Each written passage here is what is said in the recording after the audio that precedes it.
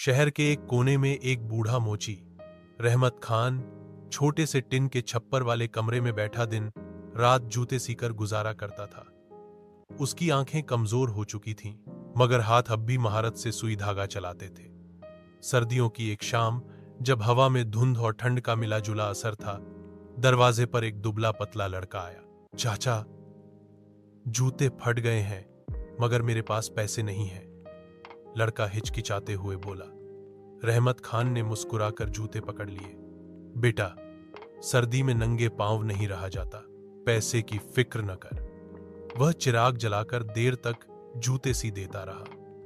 जब लड़के ने जूते पहनकर चलने लगा, रहमत खान ने एक पुराना मफलर भी उसके गले में डाल दिया।